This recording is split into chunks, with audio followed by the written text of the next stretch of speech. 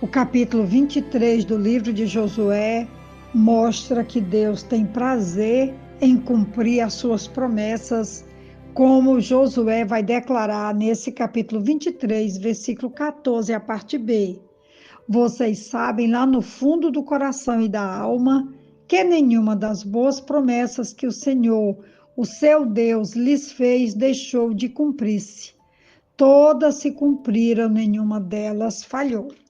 Por que estou falando isso? Porque no capítulo 17 de Josué, nós temos aqui uma promessa que havia sido feita lá em Moisés, antes de Moisés morrer, e essa promessa agora se cumpre com a distribuição e conquista da terra prometida, quando as filhas de Zelofeade vão receber a sua herança como havia sido prometido há muitos anos atrás.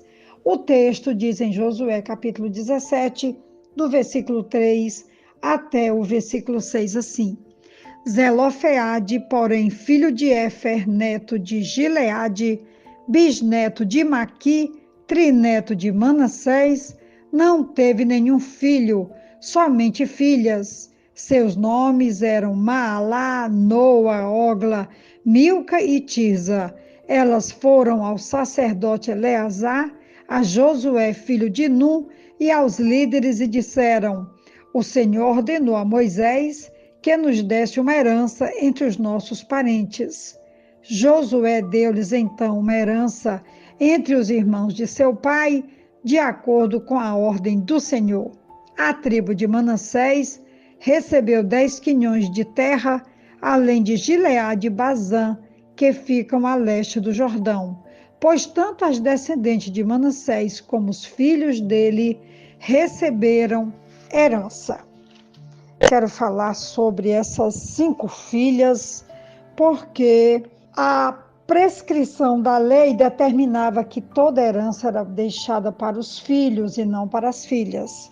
Mas o capítulo 27 de Números vai nos dizer que elas foram até Moisés, também diante de Eleazar, o sacerdote, diante dos príncipes e de toda a congregação, à porta da tenda da congregação, dizendo: Nosso pai morreu no deserto, não estava entre a congregação dos que se congregaram contra o Senhor na congregação de Corá, mas morreu no seu próprio pecado e não teve filhos. Porque se tiraria o nome de nosso pai do meio da sua família, porquanto não teve filhos? Dá-nos possessão entre os irmãos de nosso pai. Moisés levou a sua causa perante o Senhor, e falou o Senhor a Moisés, dizendo: As filhas de Zelofeade falam retamente. Certamente lhes darás possessão de herança entre os irmãos de seu pai, e a herança de seu pai farás passar a elas. E falarás aos filhos de Israel, dizendo: Quando alguém morrer e não tiver filho, então fareis passar a sua herança à sua filha. O que fazer com a herança quando não havia nenhum filho homem? Gileade era bisneto de José, através de Manassés. Algumas gerações mais tarde, um dos netos de Gileade teve 5 filhas. E a herança da terra não condizia com os padrões legais prescritos, como eu já falei anteriormente. Nesse caso, a liderança de Moisés revela o interesse cuidadoso de Deus pelas mulheres. Primeiro, elas receberam o direito de escolher seus próprios maridos, embora as famílias dessem ou retivessem o consentimento, a noiva tomava a decisão final. A escolha dos maridos deveria ser feita dentro da tribo, o que permitiria manter a herança dentro da família expandida. O texto mostra que as filhas de Zelofeade obedeceram. Cada filha é apresentada pelo nome, como eu já falei: Maalá, Noa, Ogla, Milca e Tirza. enfatizando o fato de que Deus nos vê como uma pessoa individual e considera cada um responsável pelos privilégios de viver e contribuir para a comunidade. Além do mais, as mulheres iniciaram a requisição da herança através dos canais competentes, fazendo uma revisão de seu histórico familiar, como eu li agora em Números 27, do 1 ao 8.